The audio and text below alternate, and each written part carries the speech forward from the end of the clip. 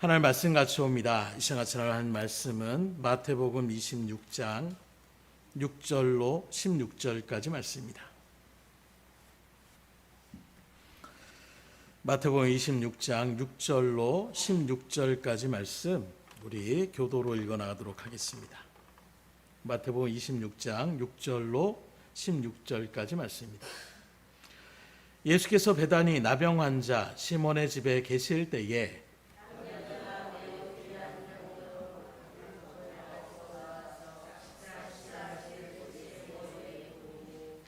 제자들이 보고 분개하여 이르되 무슨 의도로 이것을 허비하느냐.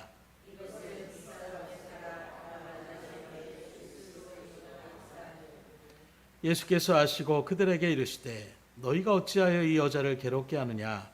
그가 내게 좋은 일을 하였느니라.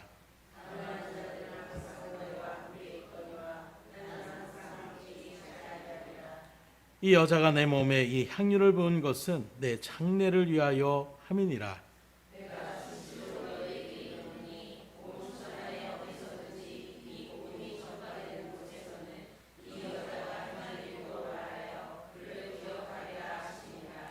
그때 열둘 중에 하나인 가룟 유다라 하는 자가 대제사장들에게 가서 말하되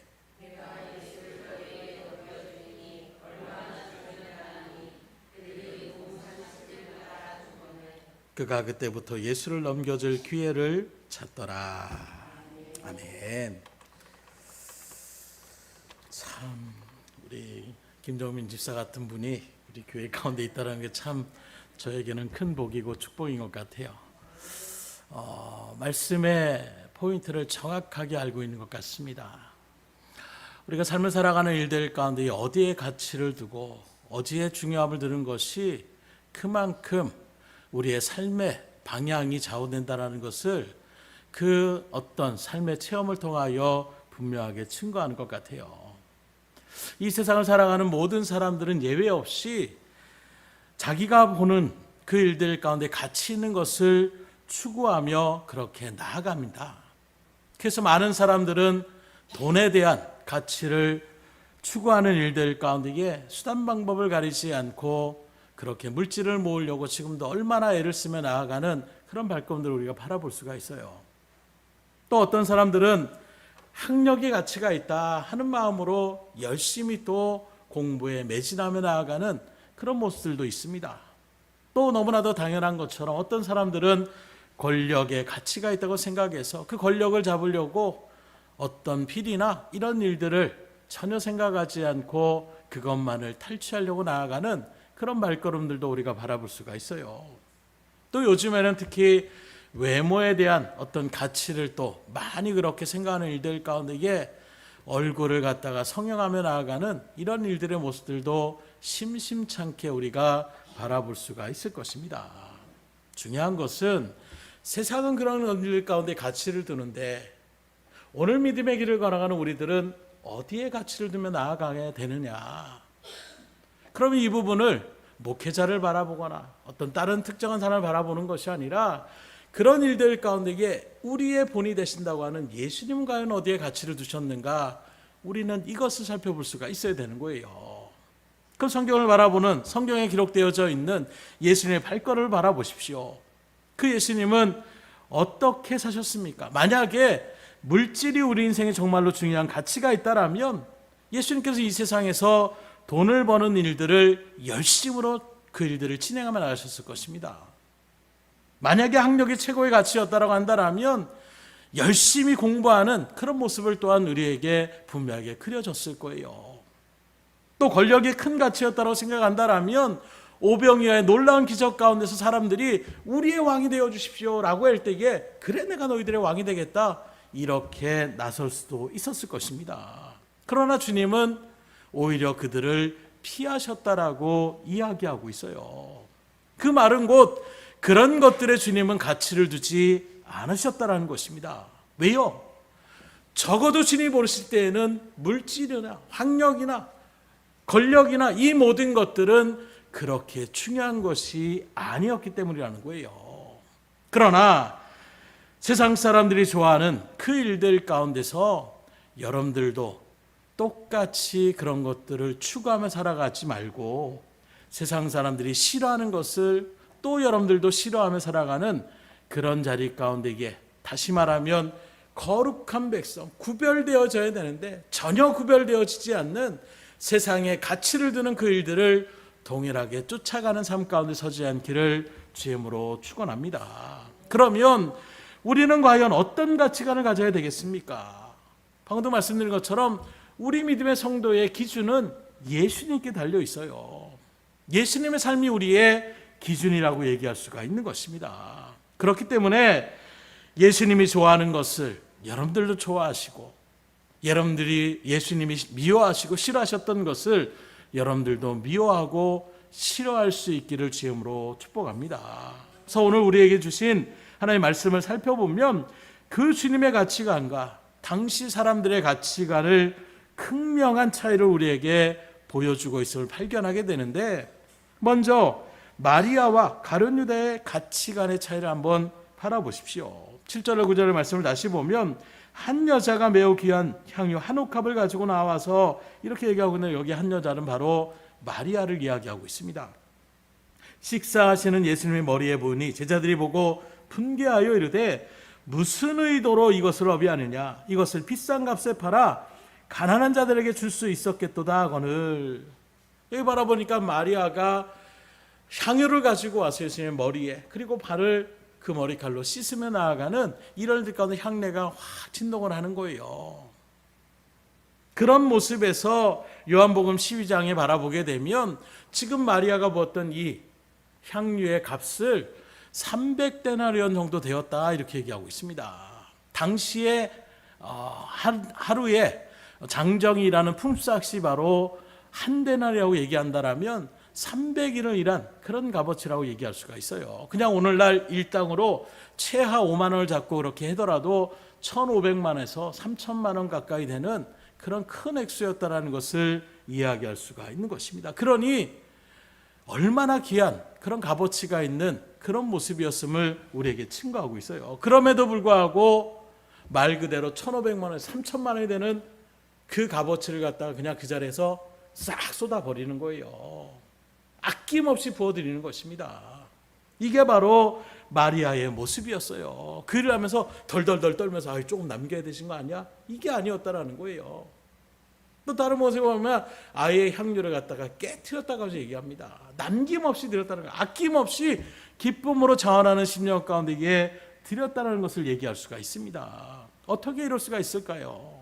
새벽에 요한복음을 상고하면서 같이 상고한 것처럼 지금 마리아에게 있어서 예수님에 대한 사랑의 마음을 정말로 표현하고 싶은 그 마음밖에 없는 거예요. 왜냐하면 얼마 전에 자신의 정말로 살아가는 오라비였던 나사로가 죽었습니다. 그리고 시체가 썩어서 냄새가 날 지경 가운데 있는 4일이라는 시간이 지나서 이제 무덤 속에 안치되어 있는 그런 가운데 있는 거예요. 그리고 그 마음 가운데서 주님 왜 빨리 안 오셔서, 주님만 있었다라면 죽지 않았을 텐데 하는 마음으로 계속 주님 앞에 마르다와 마리아가 그렇게 어찌 보면 안타까움을 자아내는 그런 고백들을 하는 거예요. 그때 그들에게 내가 부활이요 생명이다, 나를 살아서 믿는 자는 영원히 살고 죽은 자도 내가 살리라는 것을 믿느냐? 주님께서는 자신이 죽음의 권세를 깨뜨리시는 것을 분명히 선포해요. 그러나 거기까지 믿음이 서 있지 않았습니다. 그럼에도 불구하고 사랑하는 주님을 그래도 영접하며 나아갔던 그 발걸음 가운데에 정말로 상상할 수 없는 놀라운 기적을 주님께서 행하시는 거예요. 곧 그 날씨와 기후 가운데 썩어져서 냄새가 날 정도의 그 나사로를 갖다가, 그 오빠를 갖다가 예수님이 살려주신 것입니다. 그리고 난 다음에 몇 주간의 시간이 들어서 다시 주님께서 오시는 거예요. 그 몇 주간의 일들 가운데 마리아의 마음은 그 주님한테 내가 뭘 드릴 수 있을까? 나의 사랑하는 그 오라비를 살려줬던, 그리고 나의 생명과도 같은, 나에게도 은혜를 베풀어 주셨던, 정말로 우리의 죽음의 권세를 깨뜨릴 수 있는 진정한 메시아 된 하나님의 아들 되신 그 주님 앞에 내가 가장 값어치 있는 것을 드릴 수 있는 것이 무엇이었을까? 그것을 계속해서 고민했던 시간이었어요. 그런 일들 가운데서 자신이 생각할 때에 지금까지 몇 년이 걸쳤는지 모르지만 그 향유를 갖다가 저런 귀창금처럼 모았던 그 향료, 바로 이걸 내가 주님 앞에 드려야 되겠다.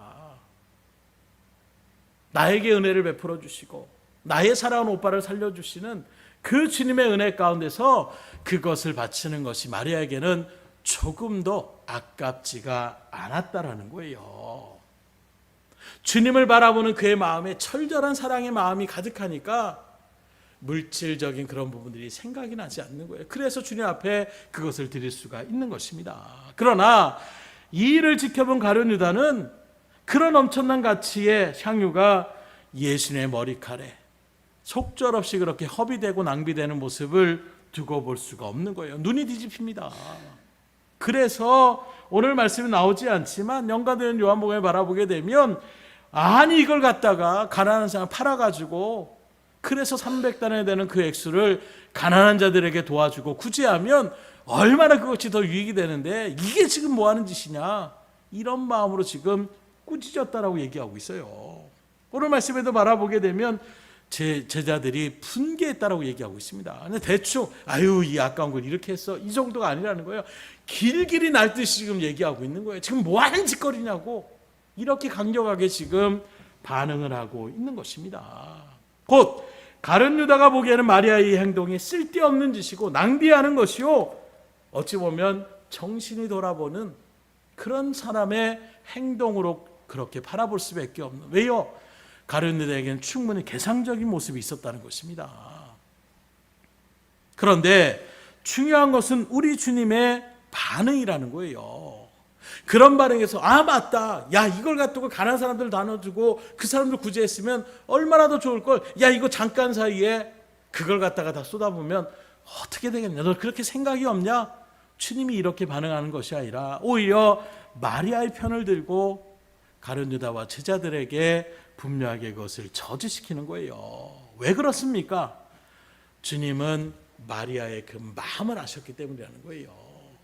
진실된 마음으로 주님만을 바라보고 주님만을 살아가며 나아가는 감사하는 그 심령, 그 마음을 주님은 아셨다는 것입니다. 그래서 예수님은 이 마리아의 행동을 칭찬하며 그녀의 손을 붙들어 주시는 거예요. 칭찬하시는 것입니다. 중요한 것은 오늘 이 말씀을 기록하는 일들의 의도처럼 지금 여러분은 어디에 가치를 두고 살아가고 있냐라는 거예요. 이것이 변화되지 않으면 신앙생활을 걸어가는 일들이 참 피곤하고 힘들고 늘 정말로 외줄타기 하듯이 위태위태할 수밖에 없는 거예요. 여전히 세상적인 가치관 가운데 있으면 온전하게 하나님을 바라보지 못하는 그 심령 가운데서 말씀 하나가 은혜가 되는 것이 아니라 나의 가운데 근심이 되고 아 정말 그렇게 해야 되나? 안 그러면 또 나한테 주님 앞에 책망받으면 어떡하지? 이런 불안한 마음 가운데 이게 흔들릴 수밖에 없는 그런 모습의 자리 가운데 설 수밖에 없는 거예요. 그래서 교회 안에 나타나는 수많은 어떤 사건들을 바라보면 거기에서도 겉으로는 인간관계처럼 보이고 겉으로는 다른 데 문제가 있는 것처럼 보이지만 실상은 각 사람만의 가치관의 차이가 있기 때문이라는 거예요. 자신은 이게 옳다라고 생각하는데 딴 사람은 이걸 주장하고 있으니 그것 때문에 부딪힘이 될 수밖에 없는 것입니다. 그래서 이런 부분들 가운데서 어떤 목사님은 이렇게 얘기하더라고요. 교회 안을 바라보게 되면 크게 두 부류의 사람을 나눌 수가 있는데 행복한 신앙생활을 하는 사람들과 불행한 신앙생활을 하는 사람들이 그렇게 나뉘어지고 있다는 거예요.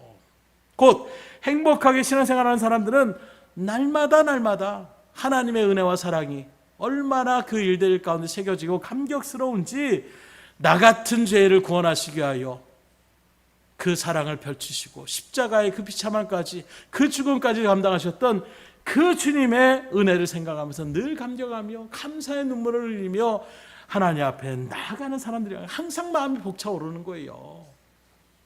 그래서 늘 어떻게 하면 내가 하나님 앞에 기쁨을 드리는 삶을 살 수 있을까?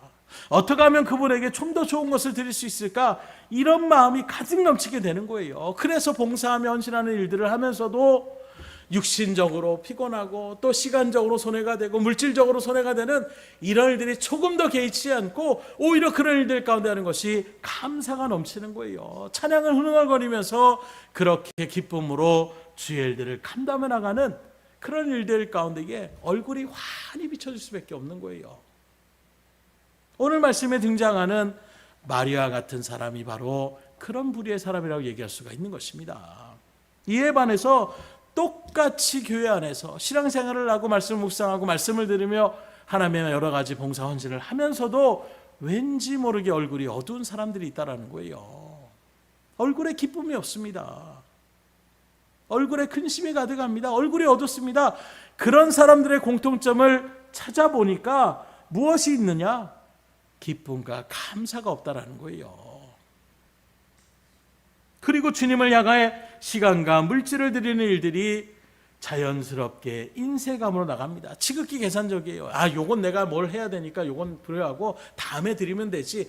요 부분은 요만큼만 드리고 요만큼은 내가 그래도 나 삶을 살아가는 일 가운데 이게 늘 자기중심적으로 계산적으로 나가다 보니까 신앙생활을 하는데 말씀을 들었는데 여러분들 온전히 드려야 됩니다. 하나님은 온전하게 최상의 것을 드리는 건 바칩니다. 이런 말씀 드릴 때마다 마음에 찔림이 되면서도 그걸 내려놓지가 못하는, 그러니 마음 가운데서 기쁨과 감사의 은혜의 고백이 나오는 것이 아니라 근심과 어두움의 그늘이 드려질 수밖에 없는 거예요.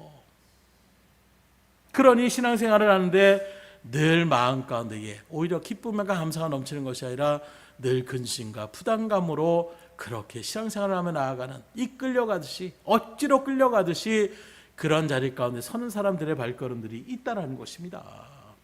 더 심각한 것은 이런 일들 가운데 자신만 그렇게 정말 근심이 되고 부담감이 있는 것이 아니라 이런 사람들이 다른 사람들이 또 기쁨으로 나가는 모습들을 두고 보지 못해요. 그래서 오히려 칭찬하며 나가는 것이 아니라 오히려 그것을 비웃고 정죄하며 나갑니다. 혼자만 잘났어. 혼자만 그렇게 좋은 줄 알지. 딴 사람 생각 안 하고 자기만 잘난 척하며 나가느냐. 전혀 그런 의도가 없음에도 불구하고 자기 스스로가 그렇게 사람들의 시선에 사로잡힌 바 되고 그런 일들 가운데 계산적으로 나가다 보니까 그 사람의 모습이 오히려 다른 사람에게 자기를 드러내고 나타내려고 하는, 그러나 나는 그렇게까지 하고 싶은 마음은 생기지 않는데 그 일들을 또 하면서 사람들이 또 바라보는 그 시선이 또 못 견디는 거예요.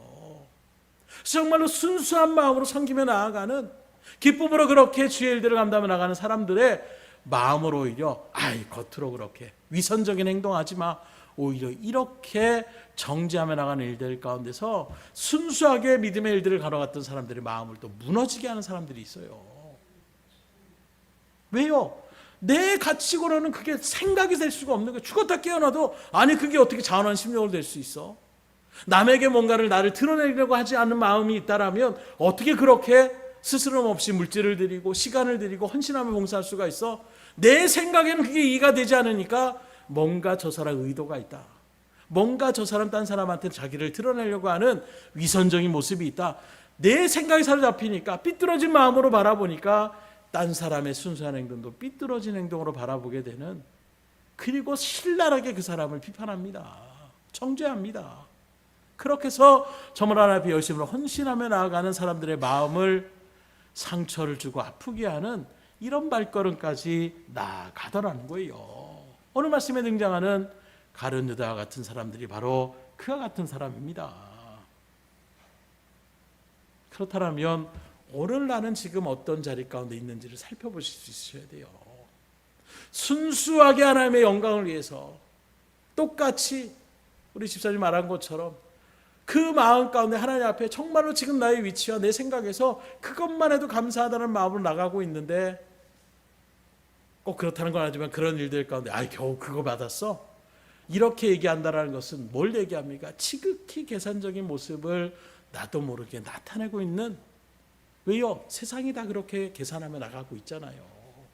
어느 순간에 내가 신앙으로 하나님을 바라보는 마음의 일들 가운데 순수함을 나가는 것이 아니라 그것만 해주셔서 감사합니다, 이런 마음의 자세가 아니라 좀 더 그렇게 하고 좀 더 이렇게 하고 세상에 있는 것처럼 그렇게 하면 좀 더 받을 수 있고, 이런 모습들이 더 우리 가운데 이게 그래 그게 당연한 거지, 그럼 내가 손해봐야 되나? 할 수가 있으면 또 그렇게 받아낼 수 있는 대로 받아내야지, 이런 일들 가운데 서는 모습들, 그게 과연 하나님께서 바라고 원하시는 자리인지를 다시금 살펴보시고, 나는 아닌 줄 알았는데 돌아보니까 내가 만약에 그런 자리에 있다라면 이 시간 회개하고 돌이킬 수 있기를 주님으로 축원합니다. 나도 모르게 어느 순간에 순수한 신앙의 열정을 식어버린 거예요. 세상의 그런 일들 가운데, 혼탁한 삶 가운데, 세상의 그 치열한 어떤 가치관 가운데 살다 보니까 나도 모르게 거기에 성치게 되는 이런 모양들로 우리의 가치관이 변화되고 있는 모습이 그대로 이 시간, 이 순간 가운데 수많은 교회들과 성도들의 또는 교제하며 나가는 그런 입술의 고백들을 통하여 많은 것들을 생각하게 되더라고요. 저 또한 마찬가지예요. 뭐 나름대로 이런 부분은 괜찮지. 하지만 저도 어느 순간에 그 작은 것에 더 마음을 쏟고 나가고 있는 나의 모습을 발견할 때에 아직도 주님의 일들 가운데 온전치 못하다는 것을 늘 마음 가운데 돌아보며 돌이키며 나아가는 그런 모습들이 우리 가운데 새겨질 때에, 그때의 우리의 삶의 모습이 온전하게 감사함의 고백으로 나갈 수가 있는 것입니다. 정말로 내가 주님을 사랑하고 있는가? 아니면 덜 사랑하고 있는가? 내가 정말로 주를 위하여 아낌없이 나 자신까지도 드릴 수 있는 그런 가치를 주님 앞에 드리며 나가고 있는가? 아니면 그렇지 못한가를 이 시간 감찰해 볼 수 있기를 주님으로 축원합니다. 그러면 이제 예수님과 가룟 유다의 가치 차이를 한번 살펴보도록 하겠습니다. 가룟 유다는 마리아의 옥합 사건을 비난하면서 분개하면서 가난한 자를 돕는 것이 낫겠다라고 포장하고 있어요. 왜냐하면 앞서 상고한 대로 자신의 가치관과 마리아의 가치관은 완전히 틀리기 때문이라는 것입니다. 마리아는 그런 예수님만 바라봐도 좋은 거예요.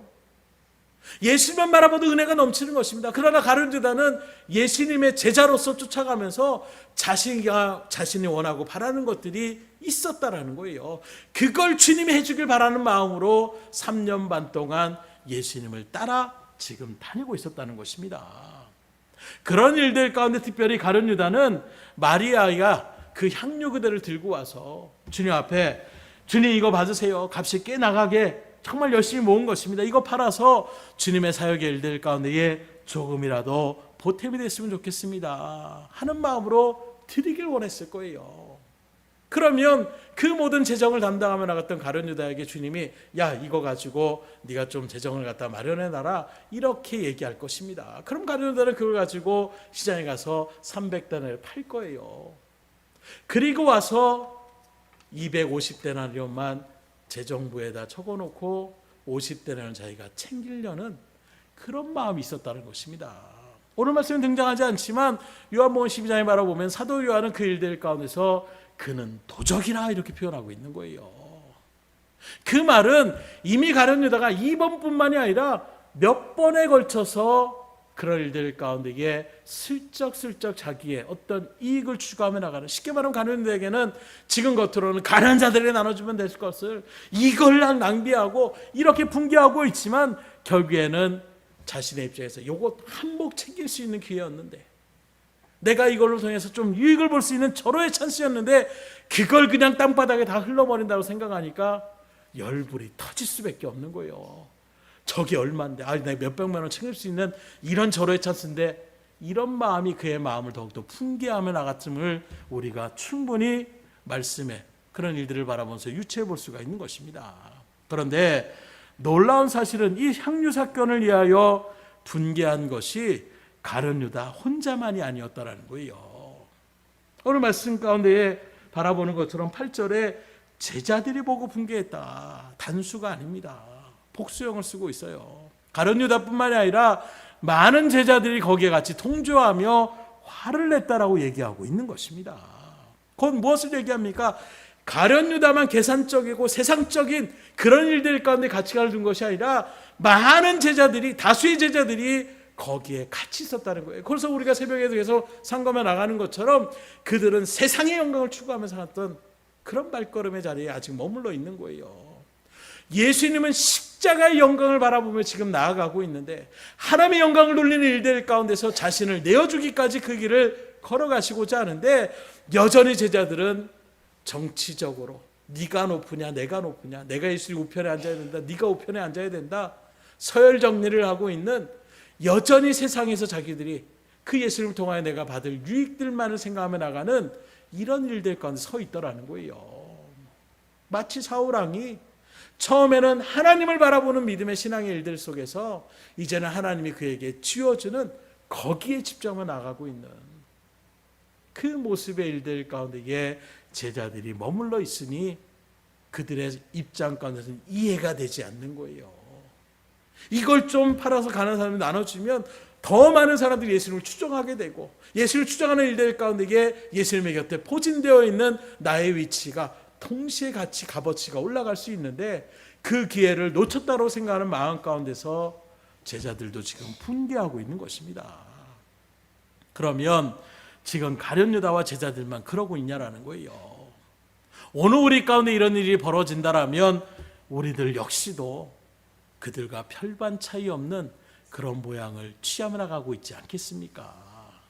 정말로 여러분들이 하나님을 바라보는 신앙 가운데 있다라면 전혀 걱정할 필요가 없지만 방금 말씀드린 여러 가지 예를 통해서 세상의 어떤 물질과 권력과 명예와 이런 것들을 여러분들이 나도 모르게 마음 가운데 가지고 있다라면 제자들과 가룟 유다처럼 똑같이 그 순수한 마리아의 모습을 바라보면서도 분개하며 정죄하며 화를 내는 자리 가운데 설 수밖에 없는 거예요.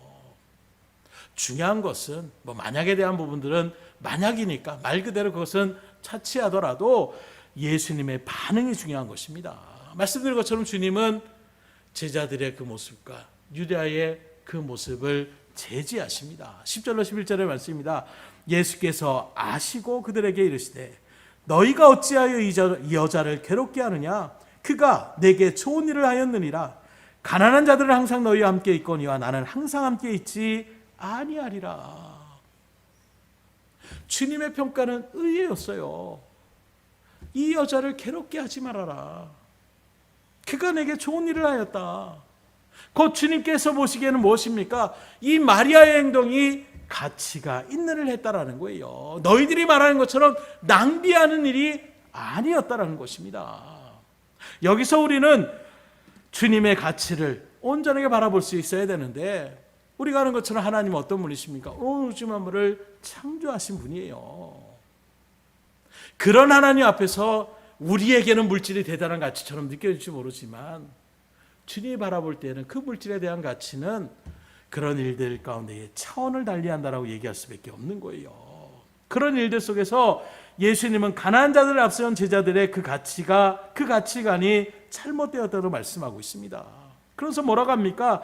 가난한 자들을 구제하는 것은 언제든지 기회가 있다라고 얘기하고 있어요. 그러나 주님께 이런 섬김의 일을 나타내는 것은 항상 함께 있지 않다라고 이야기하고 있는 것입니다. 결국 이 말씀을 우리가 어떻게 받아들이고 해석할 수가 있느냐?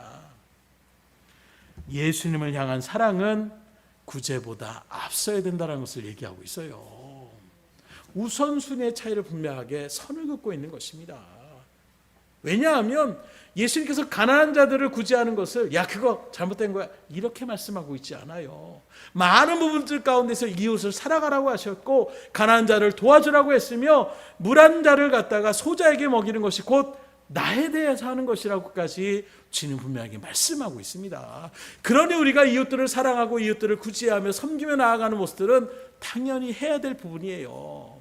그러나 그 모든 것들보다도 항상 우리의 심령 가운데 우선순위는 하나님께 있어야 된다는 것을 분명하게 증거하고 있는 것입니다. 사람에게 마음을 뺏기면 안 된다는 거예요. 세상말로 얘기하면 제사를 지낼 때의 제사보다 제밥에 관심이 있는 이런 자리 마음 가운데 우리가 서서는 안 된다는 것입니다. 마태복음 22장 37절 이하에도 보면 예수께서 이르시되 내 마음을 다하고 목숨을 다하고 뜻을 다하여 주 너희 하나님을 사랑하라 하셨으니 이것이 크고 첫째 되는 계명이요 둘째도 그와 같으니 내 이웃을 내 자신같이 사랑하라 하셨으니 이 두 계명이 온 율법과 선지자의 강령이니라. 여기에도 첫째와 둘째라는 것을 구분하고 있어요. 가장 성도로서 첫째 되는 사랑의 대상은 어디에 있습니까? 하나님께 있다라고 말씀하고 있어요. 그리고 이웃사랑을 실천하며 나가는 것을 이야기하고 있는 것입니다. 그러기에 예수님을 사랑하는 자는 그 주님을 기쁘게 하고 찬양하며 예비하며 영광을 돌리며 나가는 일들 가운데에 가장 우선순위를 둬야 된다라고 이야기할 수가 있는 것입니다. 그래서 나를 위하여 또는 다른 사람을 위하여 이 마음보다도 하나님께서는 뭘 우리에게 바라고 원하실까? 지금 이 순간 하나님 나에게 뭘 요구하고 뭘 하는 것이 하나님 앞에 영광을 드러내는 것일까?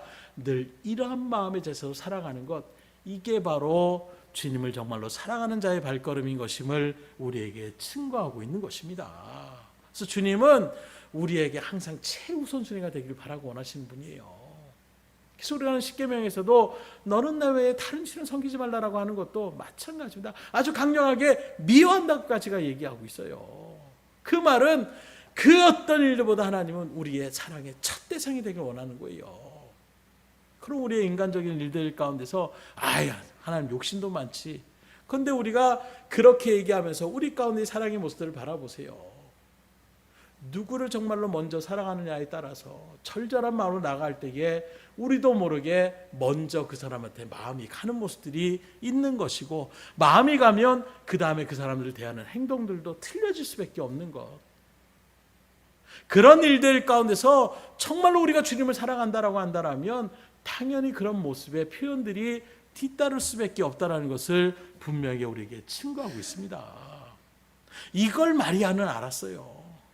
주님을 정말로 사랑하는 마음이 있는데 이 일들 가운데 뭘 내가 드릴 수 있을까? 나에게 지금 이 정말로 나도 몇 년을 거쳐서 모았던 이거보다도 주님을 더 사랑하는 이 마음을 갖다가 주님 앞에 나는 드려야 하지 않은 이 일들, 왜요? 그만큼 마리아는 주님을 사랑했기 때문이에요.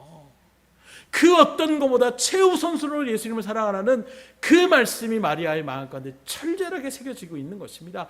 그래서 마리아는 아낌없이 그 일들 가운데 향유옥합을 깨트려 그 일들을 진행한 거예요. 그리고 예수님도 그것을 아셨습니다. 정말로 마리아가 그 어떤 것보다 최우선순위로 주님을 사랑하는 그 마음, 그 감사하는 마음을 표현하고 있음을 아셨다라는 거예요. 그런데 예수님은 여기에 그치지 않습니다. 곧 이 여인의 헌신을 기쁨으로 받으시면서 마리아가 미처 생각하지도 못한 해석을 평가해 주시고 거기에 더불어 상도 허락하여 주시는 것을 우리가 바라볼 수가 있는데, 12절 13절의 말씀에 보니까 이 여자가 내 몸에 이 향료를 부은 것은 내 장례를 위하여 함이니라. 내가 진실로 너에게 이르노니 온 천하에 어디서든지 이 복음이 전파되는 곳에서는 이 여자가 행할 일도 말하여 그를 기억하리라 하시니라. 여기 잘 보니까 이 여자가 향료 부은 것은 내 장례를 위해서 한 것이라. 그런데 정말로 마리아가 예수님이 이제 얼마 있으면 죽는다라는 것을 알고 그 장례의 절차를 생각해서 예수의 머리에 지금 향유를 부었을까요? 그렇지 않음을 바라볼 수 있어요. 정말로 마리아는 예수님의 장례를 준비해서 향유를 지금 주님 앞에 부은 것이 아닙니다. 그저 주님을 사랑하는 마음으로 감사하는 심령으로 예수님 앞에 향유를 부어 드린 거예요. 그러나 그 향유를 받으시는 주님은 그 향유에 대한 의미와 가치를 부여하여 주시는 거예요. 이것이 중요한 것입니다. 예를 들어서 똑같은 야구공이에요. 그런데 인터했지만 이승엽 선수가 600호 친 그 야구공의 가치는 어떻습니까? 값어치가 틀려져요. 그 야구공이 다른 것보다 재질이 좋거나 황금으로 만들었거나 이게 아닙니다. 똑같은 재질의 똑같은 야구공이에요. 그러나 그 야구공이 60홈런을 친 야구공인지 아니면 600호째 때렸던 그 야구공인지 그 야구공을 받았을 때의 그 값어치가 억대 단위로 그렇게 올라가는 모습들을 우리가 심찮게 바라볼 수가 있는 것입니다. 왜 그렇게 됩니까? 거기에 의미가 부여될 때에 가치가 차이가 날 수밖에 없는 거예요. 즉 내가 전혀 그런 생각 없이 그저 하나님을 감사하는 마음으로 하나님을 사랑하고 고마워하는 마음으로 그렇게 주님 앞에 드렸을 때에 주님께서 거기에 의미를 부여해 주시면 그 가치가 한없이 높아질 수밖에 없는 거예요. 이게 바로 우리를 향한 주님의 은혜라고 이야기할 수가 있는 것입니다. 곧 내가 생각할 때 이거 정말로 작은 건데 정말로 부끄러운 건데 내가 하는 것이 없어서 그저 몸이라도 드리려는 마음으로 시간이라도 내어서 이렇게 한 것인데 우리의 생각에는 정말 보잘것없는 그런 의미 가운데 그 가치를 부여하며 나갈지라도 정작 그것을 받으신 주님께서 아니다. 정말 네 마음이 귀하다. 네 마음이 정말로 내 마음과 너무나도 기쁨이 된다. 주님께서 값어치를 주시는 일들 가운데서 우리에게 할명의 은혜를 베풀어 주시더라는 거예요. 스테판의 예로 우리가 잘 알는 것처럼 두렙돈을 바쳤던 여인의 모습을 바라보세요. 값어치로 바라보게 되면 말 그대로 돈의 물질의 값어치를 바라보게 되면 500원 정도밖에 되지 않는 그런 값어치예요. 요즘에는 뭐 500원짜리 동전도 아마 찾기가 힘들 정도의 시대입니다. 값어치가 없는 그런 일들 가운데에 누구나 주머니 한번 뒤져봐. 그래서 그 정도의 그보다 더 많은 그런 물질적인 모습들을 드렸던 사람들이 많이 있음에도 불구하고 주님은 그 여인에 드려지는 그 마음에 액수는 500원 정도에 대한 그 정도의 값어치밖에 없지만 주님은 뭐라고 합니까? 그녀는 나에게 전부를 바쳤다. 오늘 여러분들이 드려지는 것이 그러기에 보잘것없다고 생각하지 마세요. 나는 보잘것없어서 주님 앞에 드렸을지라도 여러분이 정말로 감사와 고마움과 주님의 은혜 가운데 감격하는 마음으로 드린다라면 주님은 여러분들이 드리는 그것을 정말로 값어치 있게 받아들일 수밖에 없는 것입니다. 그래서 가끔 드라마나 이런 일들 가운데 바라보더라도 카네이션 할 때에 몇십만 원짜리 정말로 생화와 같은 그런 일들 가운데 주어진 값어치를 딱 했는데 자기 자녀가 종이로 그렇게 접어가지고 만들었던 그 일들이 있을 때에 슬며시 그걸 갖다 내려놓고 자기 자녀가 줬던 그것을 갖다가 꼽으려고 하는 그 부모의 심령을 여러분들이 아실 거예요. 왜 그렇습니까? 내 사랑하는 자녀가 바쳐진 그것이 남들 보기에는 아무것도 아닌 걸 보여도 부모에게는 그것만큼 큰 값어치가 없는 거예요.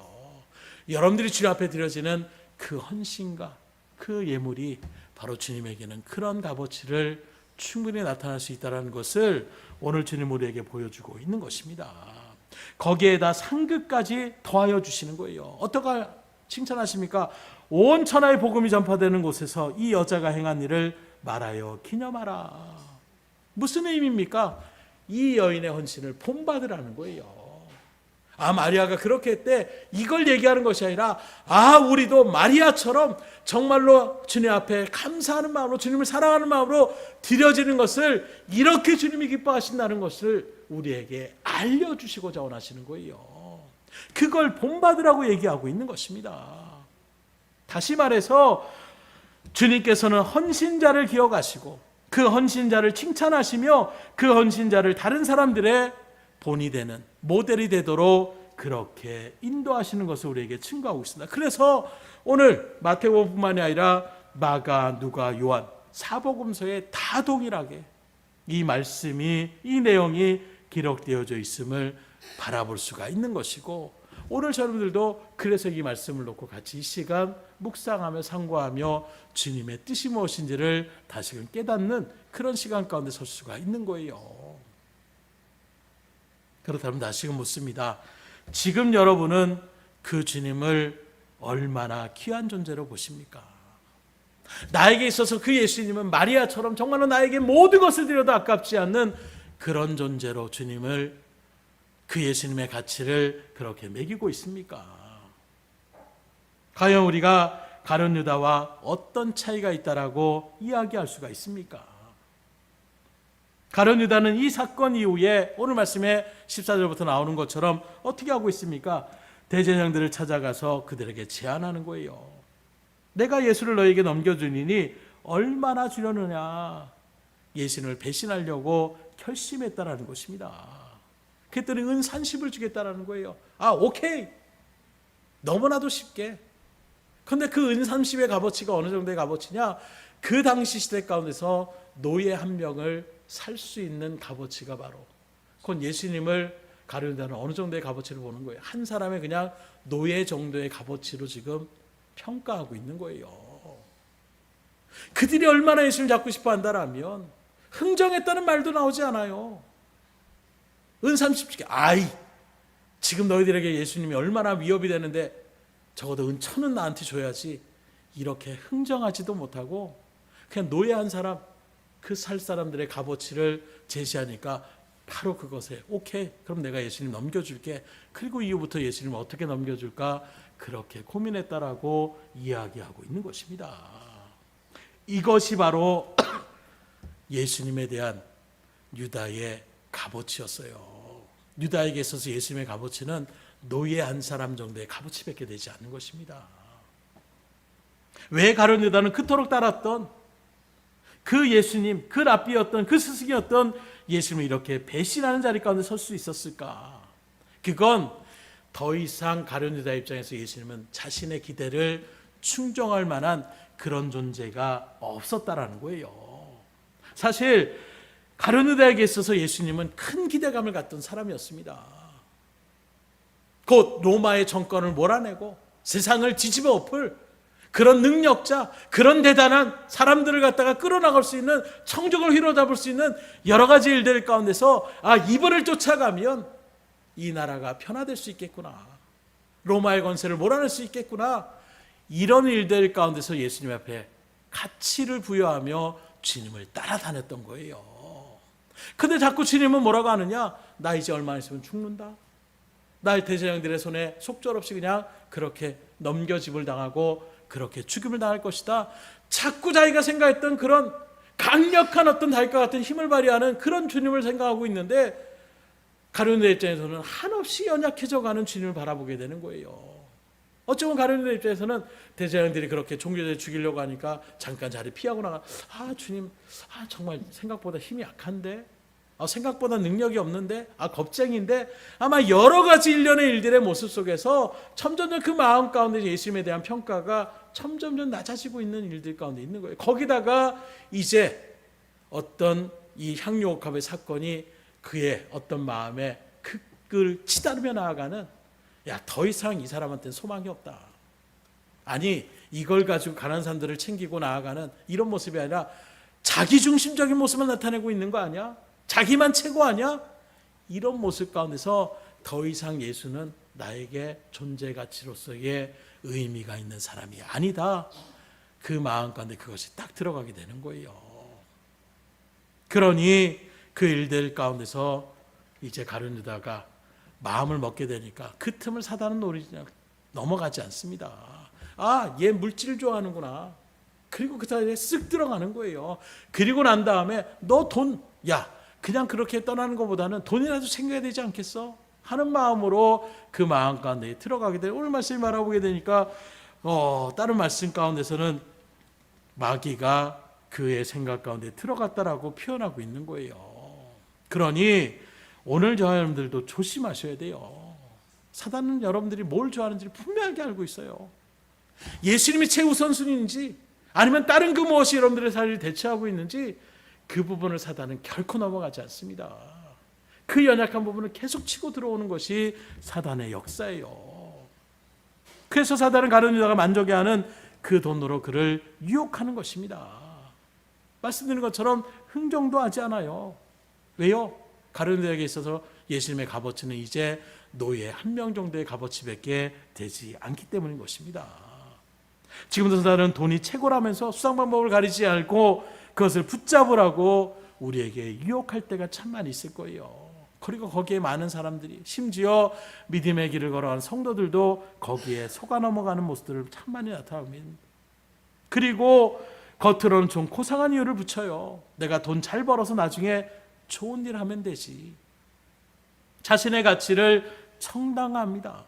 무슨 수를 써더라도 결과만 좋으면 되지. 자신의 가치를 합리화시켜요. 말씀 그대로 나아가는 것이 아니라 상황적으로, 세상적으로, 자기의 어떤 경험적으로 그것을 슬쩍 탈바꿈시켜가지고 그래서 주님 내가 이렇게 하려고 합니다, 이러니까 주님도 이해하겠지, 이런 마음으로 우리의 마음을 그렇게 합리화시키는 거예요. 그러나 분명히 기억하십시오. 그것은 바로 사단의 속임수인 것입니다. 그래서 나타난 일들 가운데서 정말로 우리 교회는 그런 분들이 없겠지만, 내가 술 장사를 하더라도 선교사에 가면 좋은 거 아닙니까? 그렇게 나가다 보면 마약을 팔아서라도 내가 돈을 한몫 챙겨가지고 교회 하나 건축하면 되는 건 아닙니까? 주님은 그런 분이 아니세요. 그래서 어떤 분은 아주 강력하게 얘기합니다. 여러분, 하나님은 거지가 아닙니다. 그렇게 하나님은 정의롭지 못한 일들로 세움받기를 원하시지 않아요. 내가 드리고 싶은데 드릴 수 없으니까 도둑질을 해서라도 그렇게 갖다. 주님은 그런 것들을 받지 않으십니다. 오히려 주님 말씀하고 있어요. 내가 할 수 있는 그 분량대로 드리라고 말씀하고 있지, 그걸 벗어나서 어떤 일들을 하라고 얘기하고 있지 않습니다. 여러분은 진정으로 주님을 사랑하고 계십니까? 진정으로 주님을 사랑한다라면 그 사랑을 또한 어떻게 표현하고 지금 나아가고 있습니까? 그리고 그 표현은 과연 얼마나 헌신적으로 주님 앞에 나아가고 있습니까? 예수님은 저 여러분들을 구원하시기 위하여 자신의 생명까지도 아낌없이 내어주셨던 분이십니다. 그분은 우리를 보배롭고 존귀한 존재로 여겨주시기까지 하고 있어요.